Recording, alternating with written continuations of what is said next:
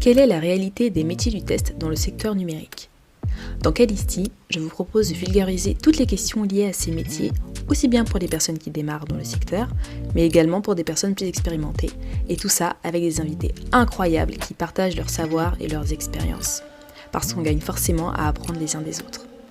Je m'appelle Nankeda, actuellement test lead dans une entreprise du service numérique, et je vous souhaite une excellente écoute.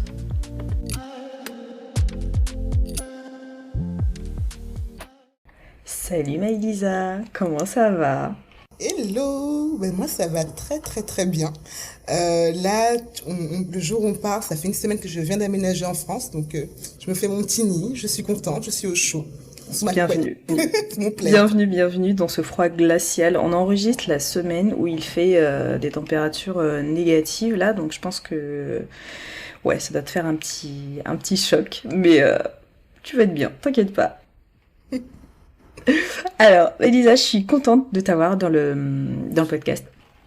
Je suis tombée sur toi donc sur Threads, la dernière application de Meta. Et j'ai eu envie de t'interviewer parce que tu fais des choses passionnantes. Alors, tu es à l'origine experte en mathématiques appliquées, data scientist et développeuse, formée notamment à l'école des mines. Très vite, tu t'es intéressée à l'entrepreneuriat et tu as créé plusieurs entreprises, dont Codist AI. Ça se dit comme ça ? Exactement. Ok. Donc, il y a un système qui permet aux développeurs de générer de la documentation automatiquement grâce à l'intelligence artificielle. Tu as fait plein d'autres choses, mais je vais te laisser en parler. Voilà pour ta présentation. Alors, j'ai lu quelque part que tu n'aimais pas du tout le développement. Pourtant, ça t'a pas empêché de créer une start-up autour du développement, ce qui est hyper paradoxal. Ça s'appelle le syndrome de Stockholm. Donc, est-ce que tu peux nous parler un petit peu plus en détail de ton parcours, et puis pourquoi les mathématiques appliquées, pourquoi le switch vers l'entrepreneuriat, enfin voilà, tout ça dans le détail. Alors, en fait, à la base, moi, j'ai fait une école d'ingénieur. Donc, je suis d'abord diplômée d'une école d'ingé. Et dans cette école d'ingé, on avait en première année des parcours communs qui incluaient de l'informatique, y compris en deuxième année d'ailleurs. Et là, on avait vraiment une initiation à la programmation. Donc, c'était du Java à l'époque. Et le Java ne m'a pas aimé. Et je n'ai pas aimé le Java. Je me rappelle qu'on avait un projet à faire. Il fallait coder un jeu d'échecs. Je crois que c'était la pire séance de torture de toute ma vie.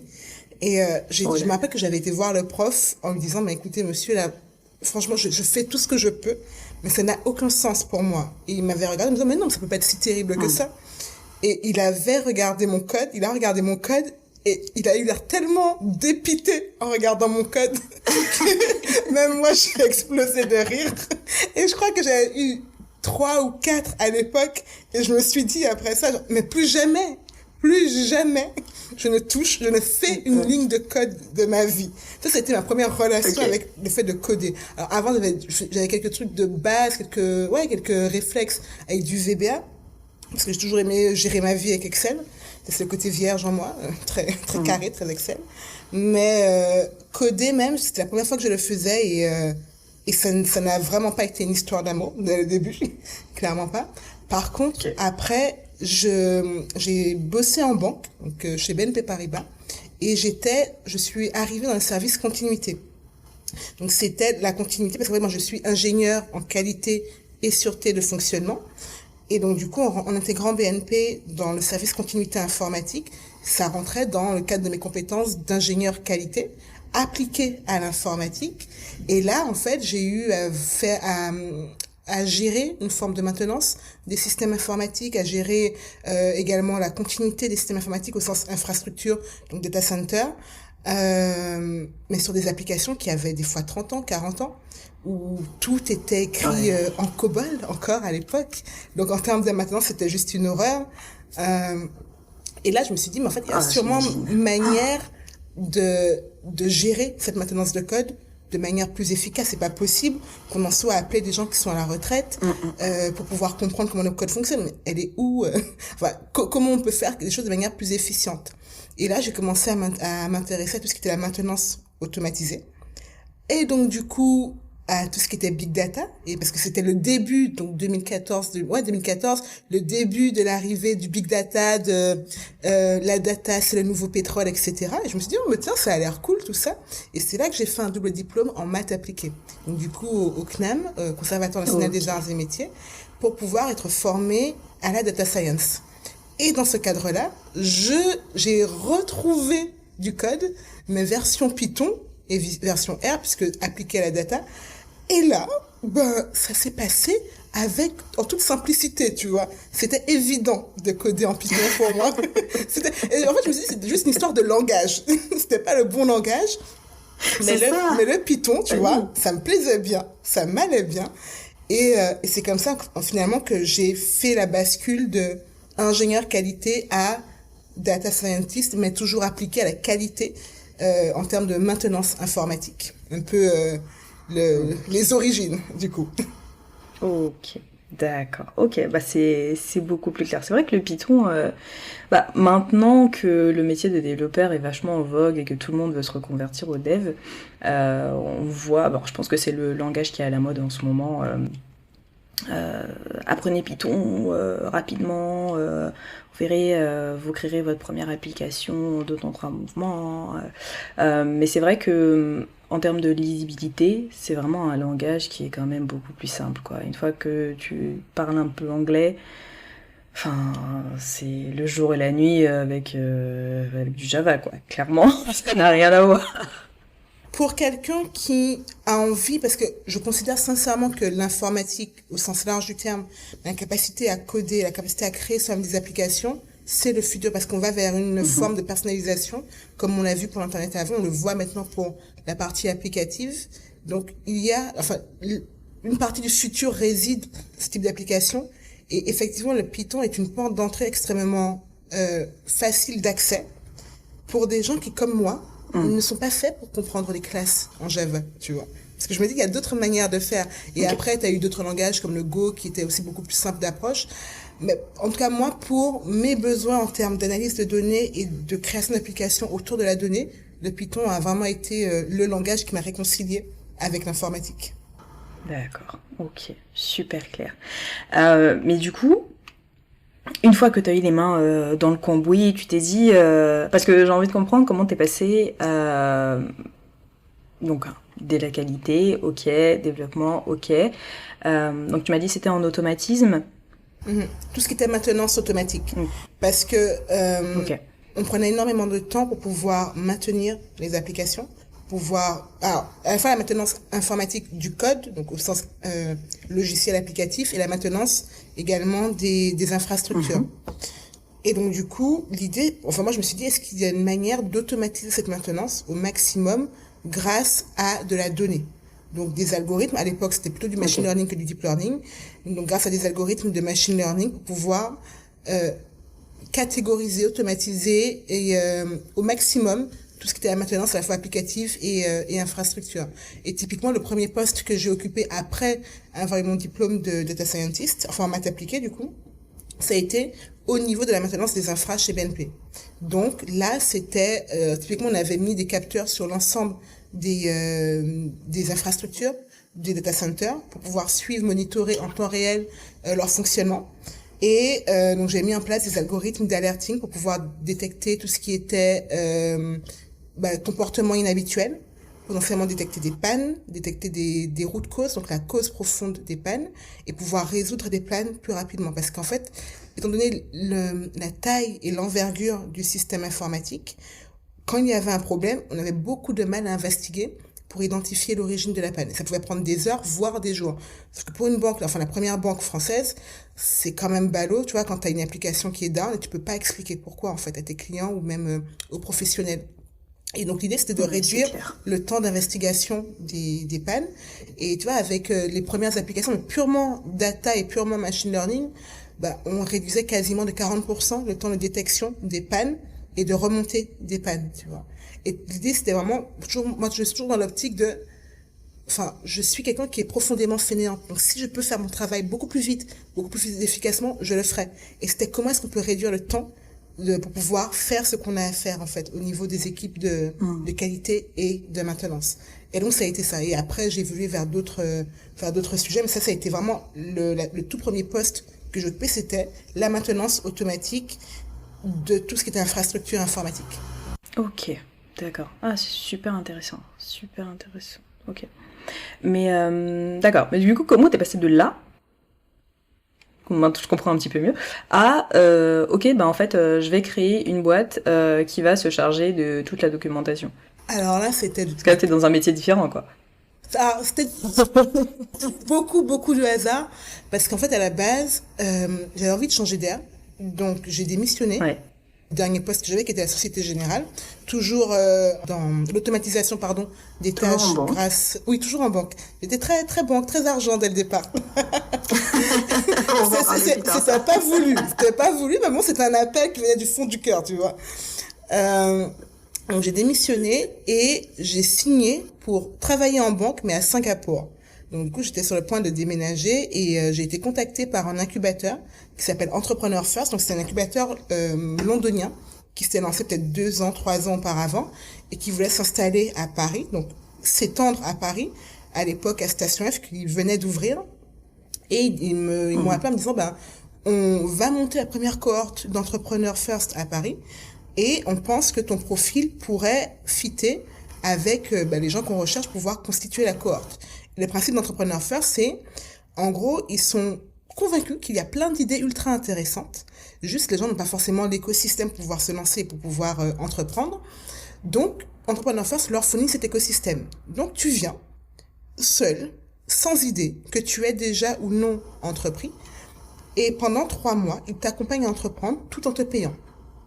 Alors moi, qui ai toujours rêvé d'entreprendre, parce que toutes les soirées que je faisais avec mes potes, c'était « Ouais, mais un jour, je vais monter telle boîte, mais un jour, je vais faire tel truc. » Enfin, on refaisait le monde à coups de « et si, et si ». Et là, j'ai des gens qui m'appellent pour me dire « Ouais, mais Elisa, est-ce que ça te dit d'entreprendre ?» Et en plus, on te paye pour. Je dis « Bah ouais, les gars !» Du coup, j'ai laissé tomber le poste à Singapour. Génial. Ouais. J'ai laissé tomber le poste à Singapour et j'ai intégré l'incubateur d'Entrepreneur First. Et là, l'aventure a commencé. Donc, j'ai découvert la facette des entrepreneurs version start-up à Paris, ce qui est génial. C'est-à-dire que ça va tellement vite et tellement loin, enfin, t'as tellement d'inspiration que tu ne peux que grandir.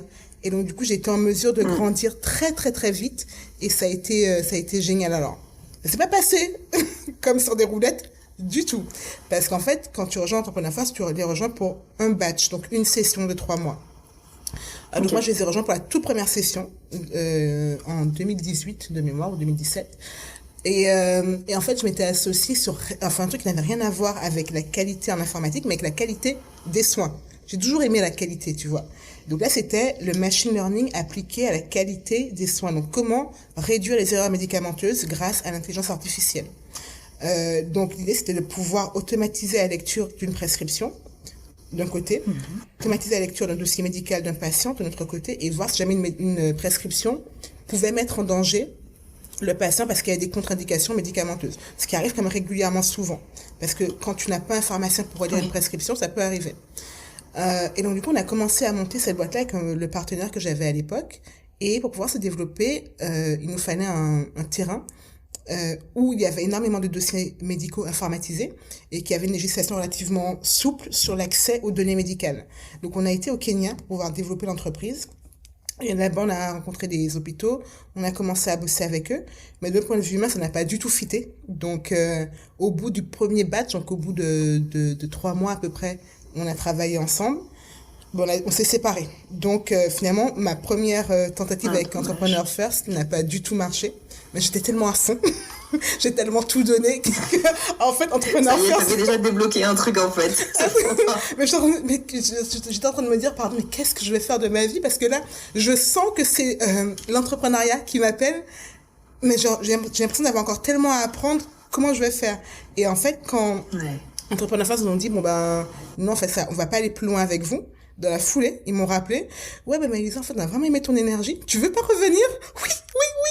Oui, je veux revenir. Du coup, j'ai fait une deuxième session. Et c'est là que j'ai rencontré mon cofondateur, donc Shubhadeep, qui lui c'est un amoureux et un génie du code, vraiment.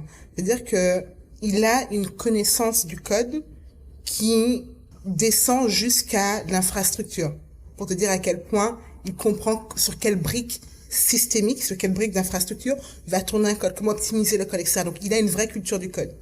Et moi, j'avais cette approche métier de la qualité, la maintenance. Et quand on s'est rencontrés, franchement, on s'est vu, parce qu'en fait, quand tu rentres dans l'entrepreneuriat, parce que tu ne connais pas les gens qui sont dans la même promo que toi. Donc, tu vas parler avec eux au fur et à mesure, autour de café, tout ça. Et la première fois qu'on a pris un café, on est resté à réfléchir, mais ouais, mais comment est-ce que l'IA pourrait assurer le futur du code, etc. Donc, comment est-ce qu'on pourrait utiliser l'IA, soit pour augmenter le travail des développeurs, soit pour le rendre meilleur, etc. Et en fait, pour nous, ça a été une évidence qu'on allait travailler ensemble autour de l'IA appliquée au code. Donc, Okay. AI on source code. Ça a été la base de notre association. Et c'est autour de ça que s'est développé Codist AI. Et c'était vraiment très, très vague au départ. On s'est juste dit, on sait que on peut aller beaucoup plus loin sur le code grâce à l'intelligence artificielle. Et on est convaincu, ça c'était notre conviction profonde, c'est que l'IA, c'est le futur du code informatique. Et on a eu toute une phase de recherche de marché où on a été interviewé des développeurs, comprendre comment se passait leur travail, etc. Qu'est-ce qui les freinait aujourd'hui, qu'est-ce qui avait le plus d'impact de notre côté sur le business. Et c'est là en fait qu'on a eu une croisée des chemins qui était de dire aujourd'hui, la maintenance du code, donc la qualité du code, sa documentation, le test, etc., tout ce qui relève de la qualité du code, c'est un élément essentiel à sa maintenabilité, à sa croissance. Et c'est un coût énorme pour l'entreprise, sauf que c'est pas un truc qui fait kiffer les développeurs. Donc c'est quelque chose qui passe à l'as la plupart du temps et qui finalement coûte énormément d'argent aux entreprises. C'est-à-dire que il y avait des études, je crois que c'était Source Code à l'époque, ou GitHub, je m'en rappelle plus, mais qui avait estimé le coût de la qualité du code. On était à plusieurs milliards de dollars par an pour les entreprises. Yes. Et ça parce qu'en fait, quand tu es développeur, tu aimes créer. Tu aimes te sentir... La puissance vient de la création. Alors, j'ai une idée, elle descend jusqu'à mes doigts, et après, j'appuie sur le compilateur, et voilà, et ça tourne, tu vois. Alors, est-ce que j'ai documenté? Est-ce que j'ai testé? Est-ce que c'est maintenable? Est-ce que c'est scalable? Est-ce que j'ai la bonne architecture? Ça, c'est vraiment tertiaire comme C'est pas mon problème. C'est ça, comme interrogation, c'est vraiment tertiaire. Sauf qu'une entreprise, surtout dans le domaine des startups, quand tu as des développeurs qui tournent tous les 3 ans, parce qu'aujourd'hui, il faut bien se rendre compte que tu vas pas faire 10 ans, 15 ans dans la même boîte. Donc, quelqu'un qui va créer une application, il va le faire avec beaucoup d'amour, beaucoup de passion, mais à un moment, il va peut-être aller voir ailleurs. Et s'il va voir ailleurs et qu'il n'y a pas un minimum de qualité qui est assuré, la maintenabilité n'est pas possible. Donc, c'est-à-dire que le prochain développeur qui arrive doit reprendre quasiment tout de zéro à chaque fois. Ce qui veut dire qu'on a des cycles de développement où on fait beaucoup de surplace à cause de ce manque de maintenance. Et tout l'esprit de Codist, c'est de se dire, on va utiliser l'IA pour automatiser la qualité du code. Et la toute première problématique qu'on a voulu attaquer était celle de la documentation, en se disant qu'on allait générer de manière automatique de la documentation associée au code. Et on a même été encore plus loin en se disant, là, on va commencer par, on a raffiné le problème en se disant, là, on va commencer par travailler sur du Python. Pourquoi? Parce que moi-même étant data scientist, je me suis bien rendu compte que aujourd'hui, du coup, c'était en 2018 à l'époque, les entreprises font de plus en plus appel à des développeurs Python pour des applications de data science, etc.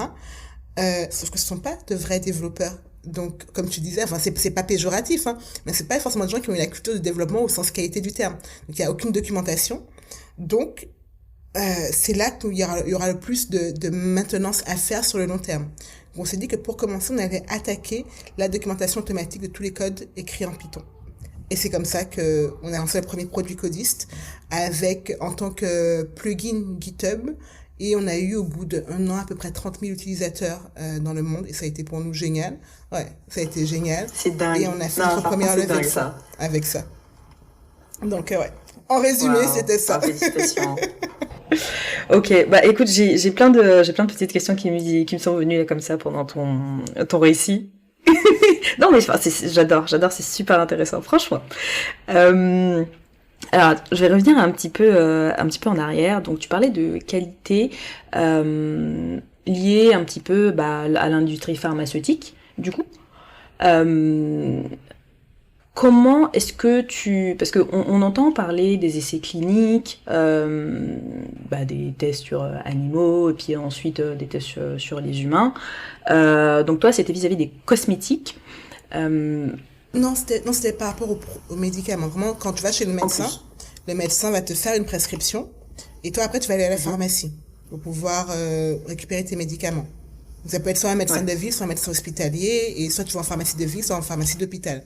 Mais à chaque fois, c'est le pharmacien qui est censé lire la prescription et s'assurer qu'il n'y a pas de contre-indication médicamenteuse. Sauf qu'il y a beaucoup de zones dans le monde où tu as un manque criant de pharmaciens.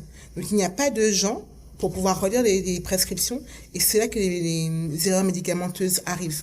Et en fait, moi, j'étais au courant de ça parce que ma mère est pharmacienne, et donc, du coup, je la voyais tous les jours. Et on en parlait, en fait, régulièrement. D'accord. Mais du coup, comment... parce que je trouve que l'idée est vraiment géniale. Honnêtement, je ne sais pas si tu as encore envie de travailler là-dessus.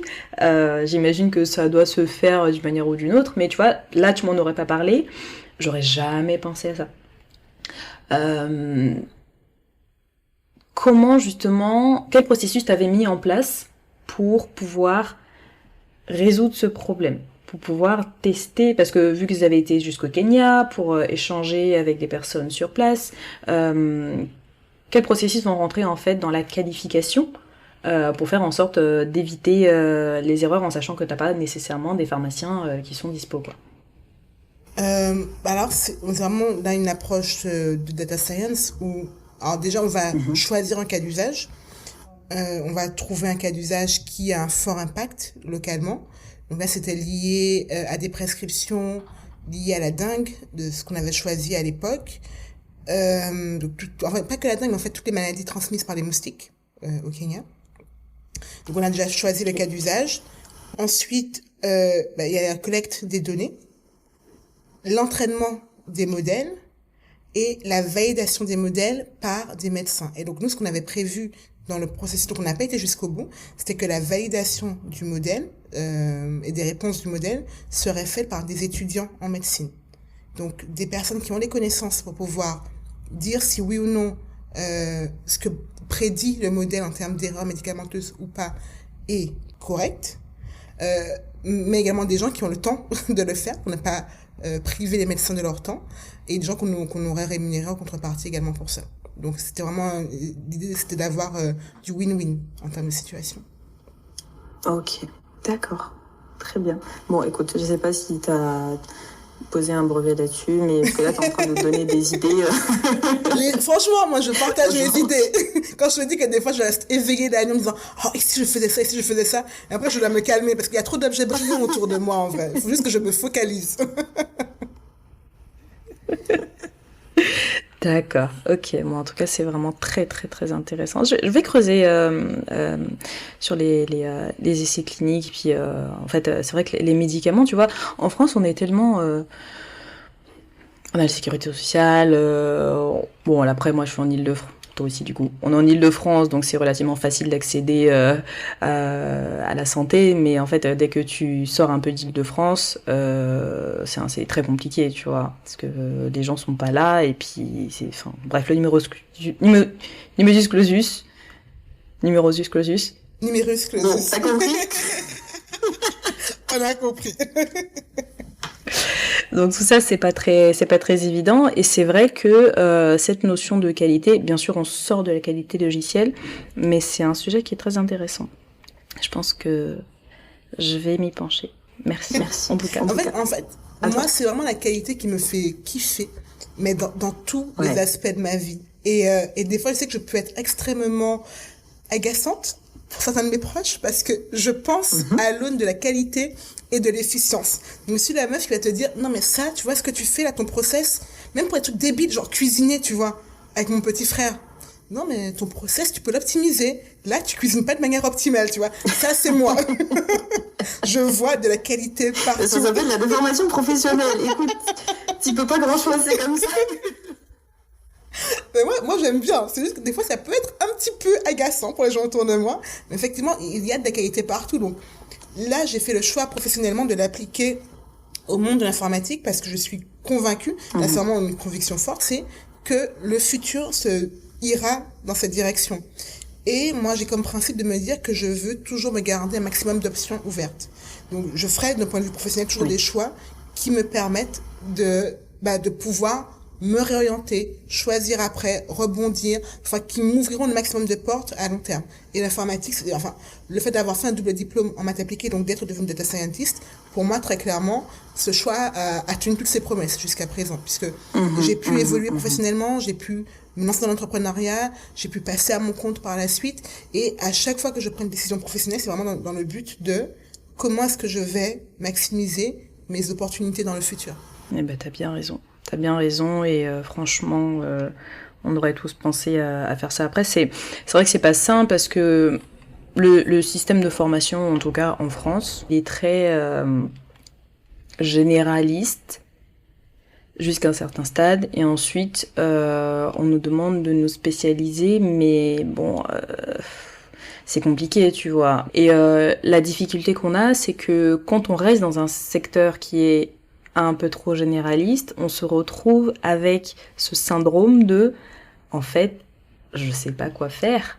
Parce que quand je sors de mon bac+5, les outils que je maîtrise vraiment, ça va être la suite Office, ça doit être, tu vois, des trucs basiques, ce que j'ai appris en stage éventuellement.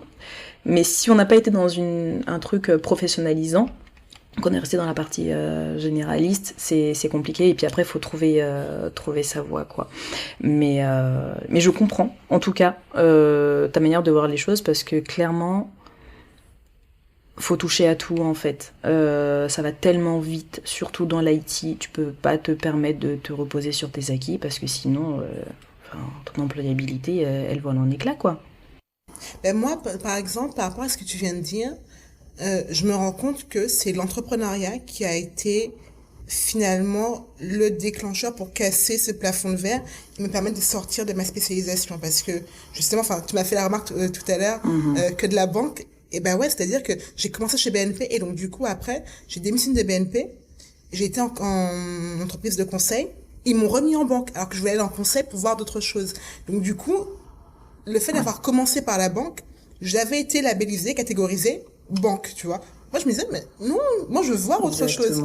Et le fait d'avoir été entrepreneur, donc en fait, quand tu es entrepreneur, tu vois tellement de choses sur tellement de domaines, tu gères tellement de trucs en même temps, que ça te permet de devenir un couteau suisse.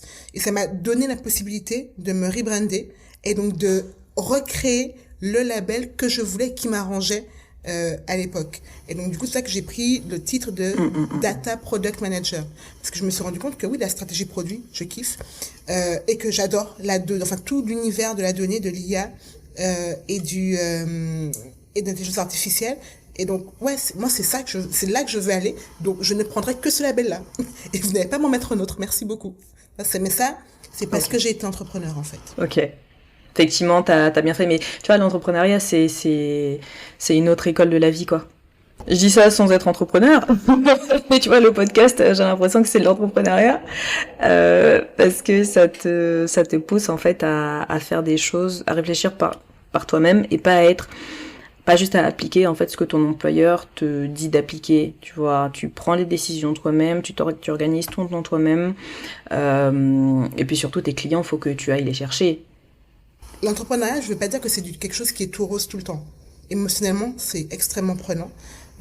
Tu peux douter de toi très régulièrement. Tu peux remettre en question ta vie tout entière très régulièrement. C'est vraiment des montagnes russes. Donc, c'est pas non plus ce truc glamour. Et pour moi, c'est important de le signaler. Parce que, ouais, Codis, ça a été quelque chose de très positif très longtemps. On a fait une première levée de fonds. Mais lorsqu'il s'agit de faire la deuxième levée de fonds, là, on s'est totalement cassé les dents. Je sais que sur cette partie-là, moi, j'ai dépensé énormément d'énergie et que ça m'a, mine de rien, mis un sacré coup au moral. J'ai pris du temps à m'en remettre. Donc oui, je suis du genre à essayer de trouver le cadeau de toutes mes expériences. Donc oui, avec le recul, je peux te dire, ouais, j'ai grandi de telle manière, je suis reconnaissante pour ça. Mais quand tu es dedans, ça peut être très compliqué. Ça, c'est important de le signaler quand même. Ok. De toute façon, tout le monde ne peut pas être entrepreneur. Mais après, t'as décidé de récidiver, donc... Syndrome de Stockholm, je te l'ai dit. C'est mon mal.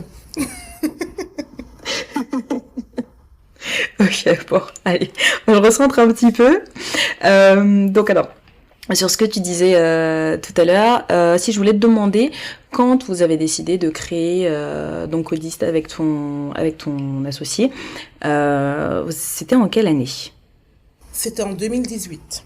En 2018. Donc vous aviez déjà un temps d'avance. C'est-à-dire qu'en 2018, on avait comme objectif de créer une IA générative pour le code, pour pouvoir aboutir à du code conversationnel, où à terme, en tant qu'utilisateur, tu viens, tu dis, ce que je veux, c'est créer telle application.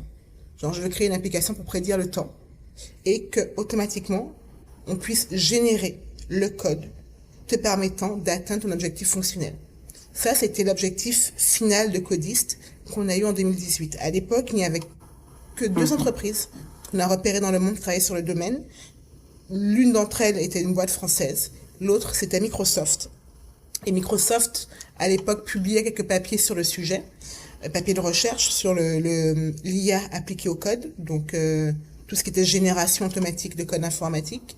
Et il y avait des benchmarks en termes de performance des modèles dans le domaine. Donc nous, ça a été notre ligne de conduite. Et au bout de 6 mois, quand je dis que j'étais avec un génie, c'était vraiment un génie, au bout de 6 mois, on avait réussi à dépasser les performances du benchmark de Microsoft. Et on s'est dit, ouais, on tient quelque chose en fait. Waouh. Waouh. Oh, Ouais, c'est puissant, hein. Franchement, c'est Choubadip, puissant. c'est une star pour moi.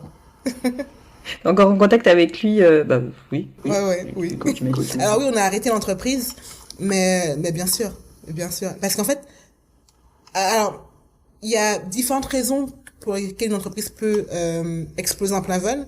La première raison, c'est les raisons humaines. Ça m'est déjà arrivé. Mais clairement, avec Choubadip, c'était pour des raisons financières. Et donc, quand du côté humain ça va, ça lit, mais vraiment à fond. Et toi, là, qu'on voit tout ce que on est en mesure de faire avec l'IA générative, avec des IA génératives telles que ChatGPT, puisque c'est la plus connue aujourd'hui, on se dit, bah ouais, on avait bien senti, mais juste on était un petit peu trop tôt et un petit peu sans argent. Donc c'est compliqué d'avancer. Mais oui, donc on est toujours en contact, on s'est dit, bon, c'est dommage, c'était pas pour nous, pas à ce moment-là en tout cas. Non. Peut-être pour plus tard, si vous avez l'énergie, le temps, les fonds. On ne sait jamais. Ok.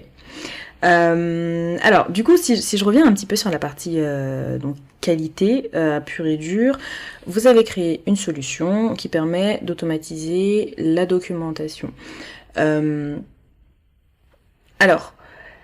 est-ce que à un moment donné, vous vous êtes dit peut-être qu'on remplace un petit peu une partie du travail, donc que les développeurs sont censés faire, mais surtout que les testeurs automaticiens font.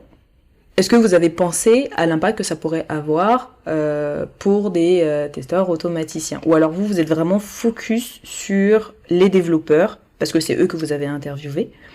Et voilà. Alors on avait un vrai focus sur les développeurs, parce qu'on a très peu interviewé de testeurs, qu'on a fait l'étude de marché. Ça, c'est intéressant. Pardon, désolée, je te coupe, mais parce que, en fait, vous êtes parti sur un truc pour faire de la qualité, au final, mais vous en avez pas du tout parlé avec des spécialistes de la qualité.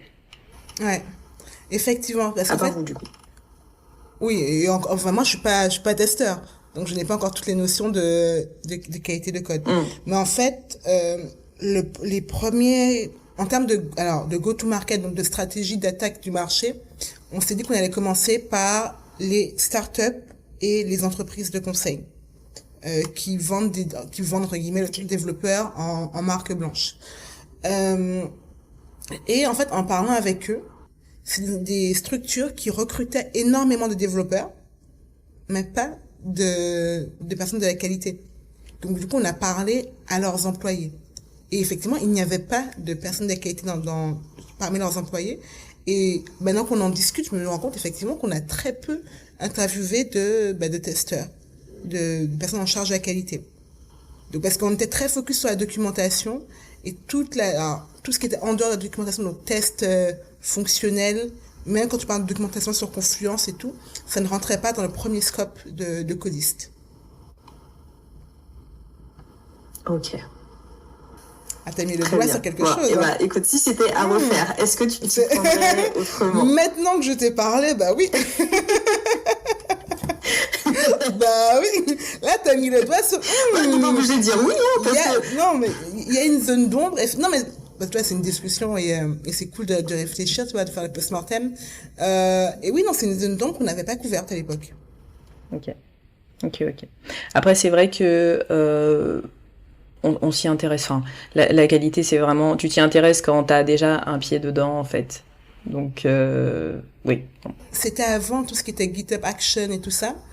Donc, il y avait pas mal d'outils de qualité de code qui étaient intégrés à GitHub au moment des pushes de code, comme Codota, etc. Codassi aussi. Et la plupart des gens qu'on voyait avaient intégré ces outils. Et c'était les lead devs qui étaient en charge de la qualité. Parce qu'en fait, ça m'en vient au fur et à mesure. Donc, on avait discuté avec des lead devs, beaucoup de lead devs, mais effectivement, très peu de personnes de qualité parce qu'on n'a pas rencontré dans le cadre des entreprises qu'on a abordées pour faire la recherche de marché. Est-ce que... Et en fait, en discutant avec toi, je me dis, bah oui, est-ce que ça aurait pu être intéressant d'avoir ce regard complémentaire de... Plutôt que juste d'avoir comment est-ce que vous faites aujourd'hui et quels sont vos process actuels et comment est-ce qu'on peut les automatiser, c'est quel serait le process idéal et comment est-ce qu'on peut l'automatiser pour vous. Et c'est une approche différente des choses, en fait. Ouais, effectivement. Bon, bah écoute, peut-être pour la prochaine mouture, Bah Si oui, jamais je suis si jamais ça te tente, l'idée, elle est là, hein. Écoute, je me le note dans un coin de ma tête. Ok, alors bon, dernière question sur la qualité, puis après on va parler un petit peu de ton autre bébé que tu as créé.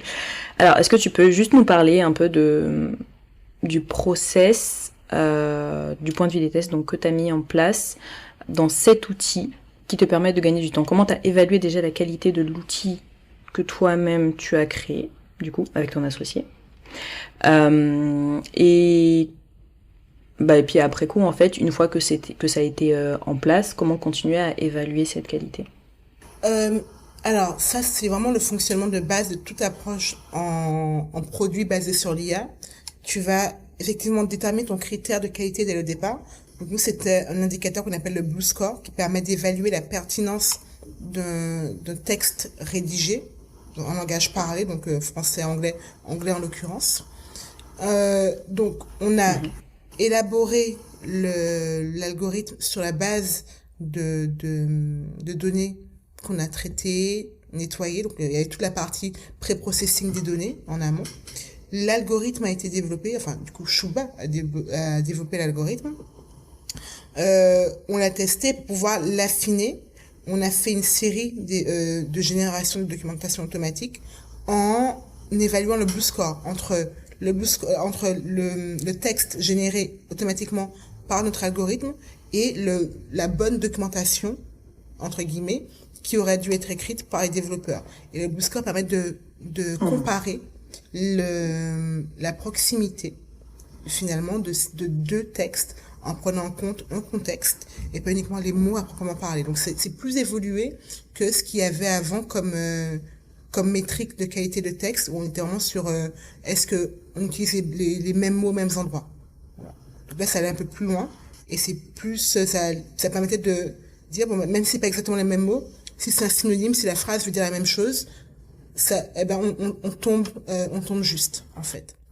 Donc ça, le Blue Score, c'était notre indicateur de qualité et ça a été notre métrique phare pour dire est-ce que là on est bon ou pas en termes de pertinence algorithmique.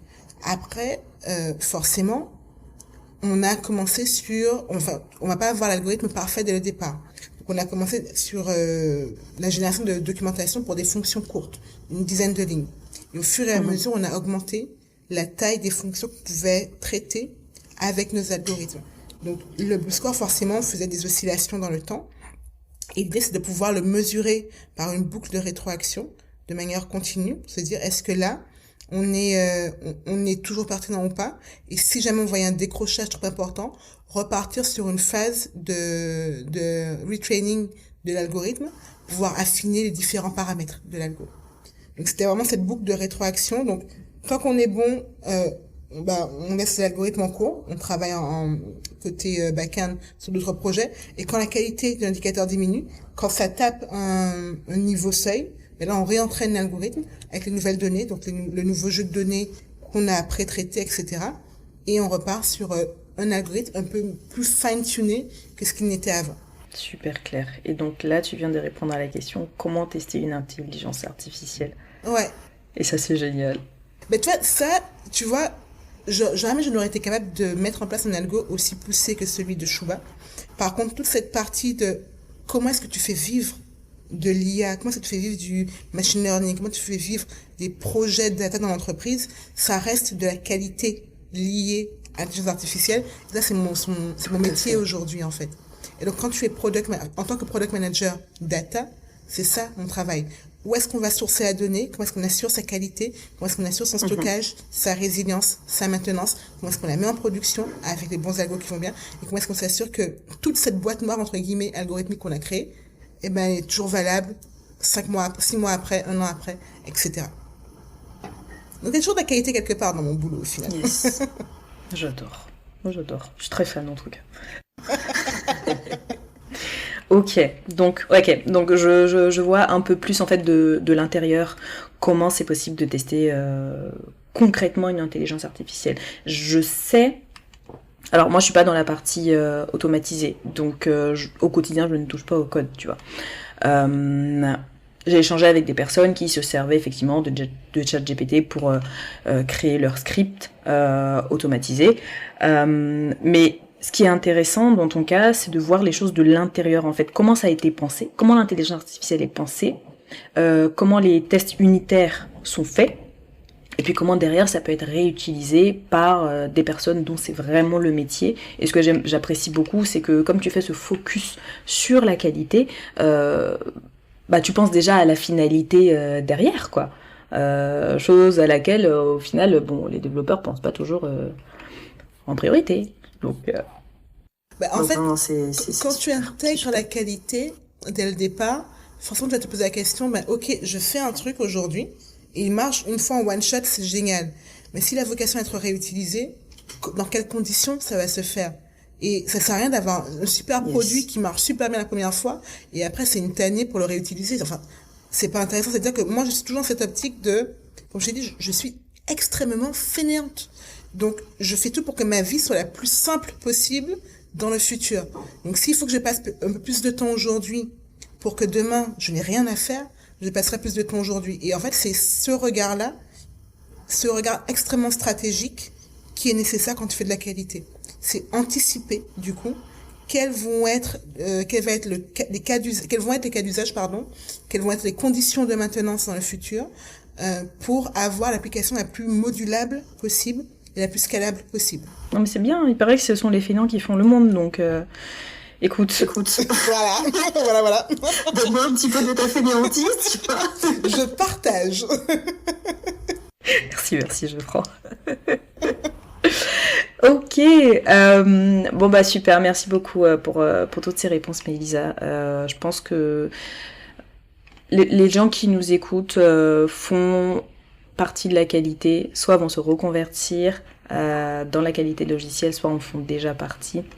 Et clairement, je pense que ça va parler à tout le monde à l'heure où, en fait, l'intelligence artificielle, c'est the truc, tellement qu'on en a... on en mange tous les jours. Mais appliqué à nos métiers, tu vois, c'est super important, en fait, de voir comment ça s'insère au quotidien, quoi. Donc, merci beaucoup pour ces réponses. Grand plaisir. Alors, parlons de Femmes riches. Hey. Tu as créé Femmes riches avec un objectif très précis.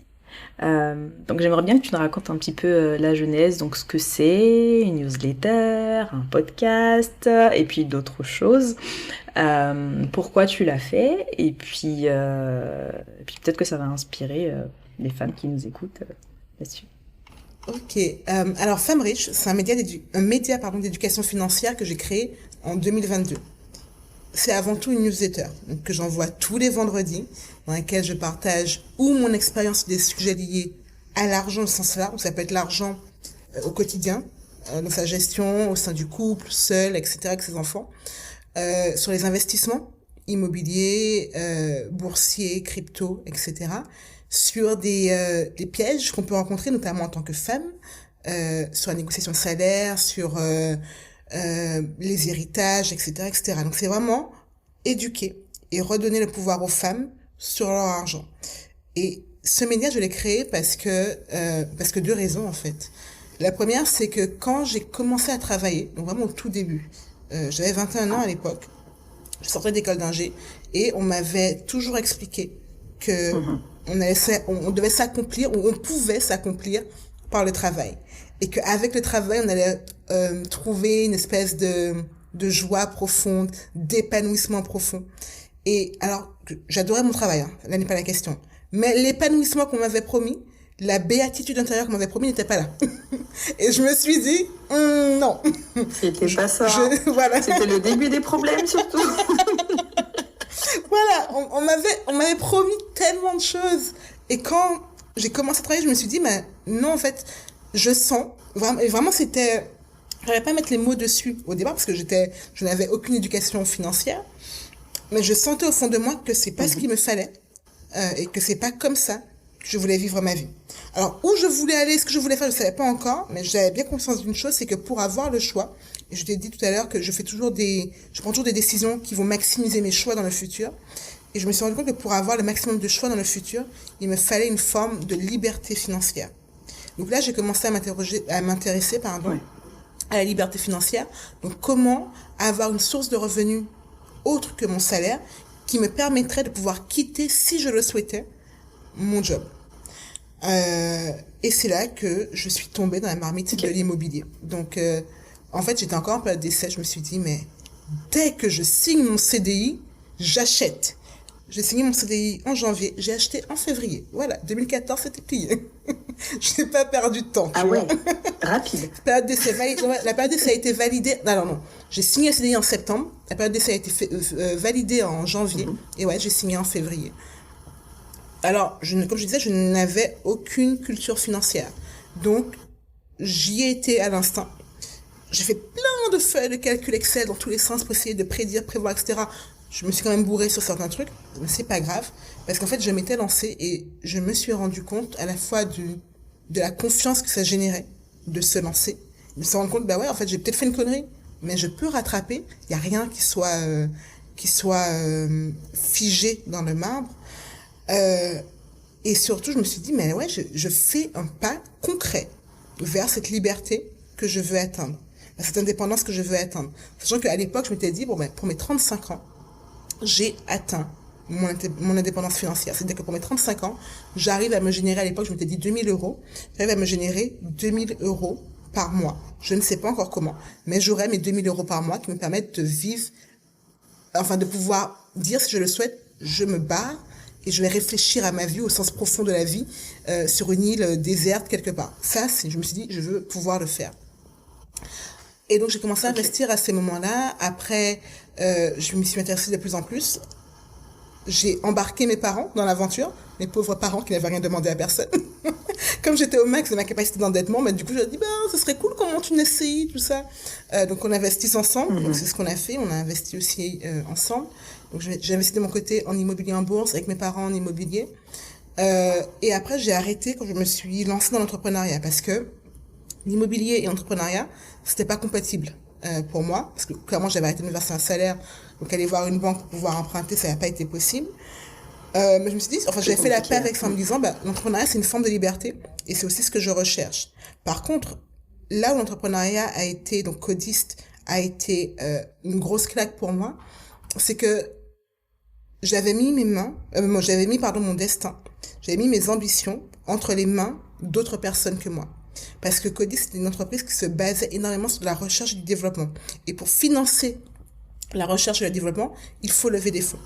Et on avait levé des fonds une première fois, mais on n'a pas réussi à lever une deuxième fois. Malgré les 30 000 utilisateurs, malgré les benchmarks qu'on avait exposés, malgré tout ça. Et là, je me suis rendu compte que je n'avais pas, moi, en tant que personne, les moyens de mes ambitions. Et que je devais me reposer sur le bon vouloir de tierces personnes pour m'accorder ou non les moyens d'aller jusqu'au bout de mes rêves. Et pour moi, je t'assure, ça a été une vraie frustration et c'était presque intolérable. Et je me suis dit, mais imagine un monde où n'importe quelle femme peut poursuivre ses rêves sans que l'argent ne soit une contrainte, peut courir si elle le souhaite derrière ses ambitions sans que l'argent ne soit une contrainte, peut, si elle le souhaite, arrêter de travailler, passer du temps avec sa famille, c'est aussi totalement valable. Mais imagine un monde où l'argent n'est plus un frein aux ambitions des femmes. Et c'est pour ça que j'ai créé Femmes Riches, en fait. Je me disais, le monde a besoin, profondément besoin de femmes riches. Et donc, c'est là que le média est né, avec une newsletter au départ, comme je vous en ai parlé tout à l'heure. Après, j'ai d'autres médias à côté, comme Instagram, comme le podcast. C'est vraiment la newsletter dans laquelle je distribue un maximum de valeur, totalement gratuitement. Et à côté, j'ai également des accompagnements que je fais, mais c'est vraiment on the side, parce que j'ai quand même un boulot à côté. Donc, je ne fais pas que ça. Mais je suis vraiment convaincue que, il faut qu'on prenne conscience du pouvoir financier qui réside entre nos mains, qu'on sache comment l'utiliser. Parce que, et c'est pas du tout culpabilisant, parce que la culture financière des femmes est toute neuve, en fait. Dans le contexte français, les femmes ont eu le droit d'avoir un compte bancaire à leur nom qu'il y a à peine 60 ans. Elles ont eu le droit d'investir en bourse qu'il y a à peine 7 ans. Donc, c'est tout récent. T'as même pas une génération, 2 générations qui sont passées. Donc, t'as pas encore le temps d'avoir eu cette culture qui passe comme ça de génération en génération. Non, c'est tout nouveau. Et quand j'en parle avec mes parents, même père ou mère, c'est pas quelque chose auquel ils sont inculturés. Du coup, c'est moi qui leur apporte des informations. Et quand je parle à d'autres femmes, c'est le cas pour beaucoup d'entre elles. Il n'y a pas eu ce moment où on va s'asseoir, on va parler d'argent, on va parler de stratégie financière. Alors, on va partager des recettes de famille, on va partager des trucs et astuces pour tel et tel truc. Mais pas autour de l'argent. Donc, pour moi, il est nécessaire, il est essentiel, il est crucial qu'on ait ce moment où qu'on ait ces endroits où on se rende compte de ce que c'est que le pouvoir financier, du fait qu'on a un pouvoir financier et de comment on peut l'exercer, en fait, aujourd'hui. Voilà. Yes. Alors là, écoute, tu prêches une convaincue. J'ai eu, il y a, je pense, 3 ans, j'ai eu une espèce d'épiphanie en me disant, mais en fait, je sais absolument rien de l'argent, je ne sais pas comment ça fonctionne, je ne sais pas comment ça marche, et pourtant, j'ai fait un bac ES, donc l'économie, j'en ai fait un petit peu, tu vois, comment fonctionne l'économie en général, mais en fait, l'argent du quotidien, tu vois, on sait pas du tout, et effectivement, nous, en tant que femmes, on nous encourage à performer dans d'autres choses, mais les finances personnelles, déjà, on nous l'enseigne pas tout court, que ce soit fille, que ce soit garçon, mais les femmes encore moins, parce que ça bouge, mais on est encore dans une société où en fait c'est l'homme qui est le chef de famille, c'est lui qui doit mettre la famille en sécurité, qui doit pouvoir aux besoins de l'ensemble du foyer. Mais donc j'ai eu une espèce de truc comme ça où j'ai commencé à écouter des podcasts à fond, tu vois, sur les finances personnelles. Je pense que tu dois connaître Rends l'argent ou Histoire d'argent, tu vois, ce sont des podcasts, donc qui parlent justement de notre rapport à l'argent, comment ça fonctionne, et puis en fait, juste la notion de budget, comment gérer ses finances au quotidien. Généralement, t'as ceux qui sont ultra dépensés, t'as ceux qui sont un peu radins, qui font très attention, t'as ceux qui n'ont pas le choix parce que la vie fait que, mais tous les outils pour avoir une maîtrise maximale en fonction de ses revenus, on ne les apprend pas. Tu les apprends sur le tas, comme ça, une fois que tu t'es bien cassé la gueule, ou pas, tu les apprends des fois pas du tout. Et c'est super important d'avoir des sources, quoi. Ouais, mais il y a une étude qui est sortie aux États-Unis et qui a étudié le wording, donc la manière dont le contenu éducatif financier était rédigé pour les femmes, quand il était à destination des femmes, versus quand il était à destination des hommes. Et quand il était à destination des femmes, on s'est rendu compte que c'était énormément de contenu associé à la gestion du budget, ne pas dépenser, économiser. Donc réduire son style de vie en mode les femmes sont avant tout dépensières. Ce qui te met déjà dans un état d'esprit bien particulier quand on te parle toujours de faire attention à tes économies, faire attention à tes dépenses, panier percé, etc. Tu es déjà dans un mindset bien précis. Versus ce contenu produit à destination des hommes, où on parlait de pouvoir financier, où on parlait d'investissement, où on parlait d'enrichissement, où on parlait d'aller négocier, chercher plus, rentabilité. Donc quelque chose de beaucoup plus proactif. Donc même le contenu, et là je parle de contenu institutionnel, donc produit par des banques, des assurances, etc. Même ce contenu-là est déjà genré. Et donc quand toi tu arrives en mode toute naïve, je vais me renseigner, donc tu vas voir ta banque, tu vas voir des institutions classiques, il y a déjà un biais en fait. Et les gars, je veux pas juste économiser. Enfin, c'est cool d'économiser, bien sûr, c'est important. C'est cool d'épargner. Mais si je veux me construire une vie riche, si je veux vivre la vie de mes rêves, il faut que j'aille beaucoup plus loin qu'épargner. Il faut que je sois en mesure de me constituer un patrimoine à la hauteur de mes ambitions. Et comment je fais ça en fait? Et c'est là que réside le pouvoir financier. C'est là qu'il y a quelque chose à faire aujourd'hui. Ah, c'est intéressant, tu as utilisé le mot matrimoine. Oh oui, voilà. On a marre de patrimoine. Écoute, c'est la première fois que je l'entends. Patrimoine, ça vient du latin pater, pater, qui veut dire bien père. sûr. Non les gars, non. On est des femmes. On veut notre truc à nous. Donc voilà. D'accord. Ok, donc femme riche. Bah écoute, c'est super que tu aies une source comme ça d'informations. Vraiment, j'encourage les gens. Je pense que c'est pas fait uniquement pour les femmes, pour n'importe quelle personne qui a besoin d'en apprendre sur les finances personnelles et la gestion de l'argent en général, je pense peut se tourner vers ta newsletter pour avoir des infos, des tips comme ça. C'est important, c'est le genre de source dont on a besoin. On peut la retrouver... Alors, la newsletter sur Substack, donc c'est Femmes Riches. Et sur Instagram c'est femme au pluriel, .riche au pluriel, .m. Donc femmeriche.m. Femme.riche.m, pardon. Ok. Je mettrai le lien dans la description. Top, merci. Ok, bon, Naïdina, on a fait le tour. Ça fait déjà 1 heure qu'on parle. Le temps passe vite. Bah oui, le temps passe vite en bonne compagnie, écoute. La qualité, ça donne envie de parler pendant des heures. Exactement. Est-ce que tu as une question pour moi? Alors, plutôt sur ton métier en tant que, je dirais, qualiticienne, au sens large du terme, comment tu te vois évoluer dans le futur? Et comment est-ce que tu vois le métier de la qualité évoluer dans l'informatique? C'est une grosse question parce que moi-même, je ne suis pas sûre de la branche que j'ai envie de prendre. Là, en ce moment, je suis vachement focus sur les sujets d'accessibilité numérique. Parce que ça m'intéresse, parce que je trouve on n'en fait pas suffisamment assez et qu'il faut des gens qui soient formés là-dedans. Puis c'est aussi un marché qui est porteur parce que la législation évolue. Mais là, c'est ce que je te dis aujourd'hui, mais peut-être que dans 3 ans, ce sera complètement autre chose. S'il y a une chose dont je me suis rendu compte en effectuant ma reconversion, c'est qu'en fait, j'avais une faculté d'adaptation qui était plutôt pas mal. Donc, dès qu'il y a un sujet qui m'intéresse, si ça m'intéresse suffisamment, je vais faire en sorte que on puisse aller, tu vois, un peu à fond là-dedans, en tout cas pendant un moment. Donc, l'évolution de la qualité en elle-même, écoute, j'en parlais avec un autre invité en fin d'année dernière. Je pense qu'il va y avoir une scission, tu vois, entre les gens qui ont réellement une appétence produit, qui se passionnent pour le produit qu'ils testent, et ça fera de très bons testeurs fonctionnels. Et puis je pense que ça a toujours été comme ça et ça va continuer à l'être.